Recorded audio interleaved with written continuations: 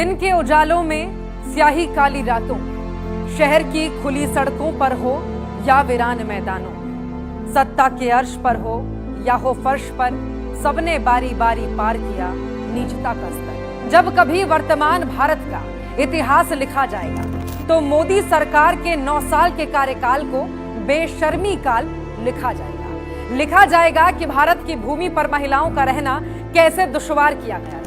जिस देश में नारियों की पूजा हुआ करती थी, वहां भाजपा नेताओं ने बारी बारी भारत मां का आंचल छीना था। कोई एक कहानी हो तो सुनाऊं ना। हजारों चीखे इस तानाशाह के सामने दम तोड़ चुकी। लाखों आवाजें घुटन में खामोश हो गई। समझ नहीं आता इन 9 सालों के पापों की गाथा की शुरुआत कहां से की जाए। मणिपुर की तड़पती उन 2 आवाजों का दर्द सुनाया जाए या रात में 3 बजे जलती हाथरस की बेटी की चिता से उठती उन लपटों से छाई खामोशी। न्याय व्यवस्था के सामने खुद की इज्जत की भीख मांगती उन्नाव की बेटी के आंसू या राक्षसों की हवस का शिकार हुई उत्तराखंड की बेटी। बेशर्मी का ये काल प्रधानमंत्री नरेंद्र मोदी की चीख चिल्लाहट के दौर से शुरू हुआ था और खामोशी के साथ खत्म हुआ। इतिहास में लिखा जाएगा कि भाजपा शासन में महिला होना कितना मुश्किल था। सिर्फ जिस्म ही नहीं, एक जान भी होती है। आखिर महिला भी सबकी तरह इंसान ही होती है। लेकिन ये बात भाजपा के नेताओं पर लागू नहीं होती। मणिपुर दर्दनाक हादसों के साए में जी रहा है, लेकिन बेशर्म प्रधानमंत्री की जुबान पर मणिपुर शब्द 80 दिन बाद आया, वो भी जब पूरा हिंदुस्तान का सर शर्म से झुक गया।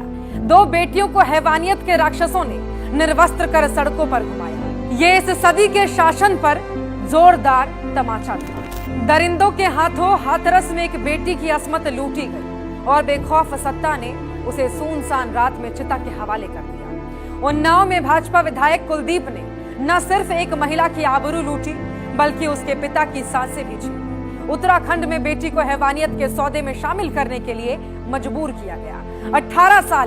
18 साल की लगातार सत्ता के बाद भी मध्य प्रदेश रेप के मामलों में टॉप नंबर पर बना हुआ है। सब कुछ इसी भारत में घट रहा था और डरपोक मुखिया कायरों की तरह मौन साधे बैठे। मोदी सरकार में भारत में महिलाओं के खिलाफ करीब 23 लाख घटनाएं घटी।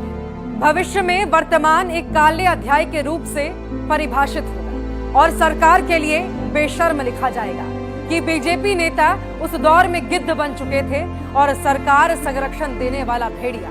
लिखा जाएगा तो यह भी लिखा जाएगा कि जासूसी से सत्ता पाने वाले मोदी के राज में महिलाओं को इंसान नहीं समझा जाता था। हजारों ऐसी ही कहानियां जो मानवता पर समय समय पर थप्पड़ मारती रहेंगी। उन सब कहानियों में मोदी सरकार की कायरता भी झलकती रही।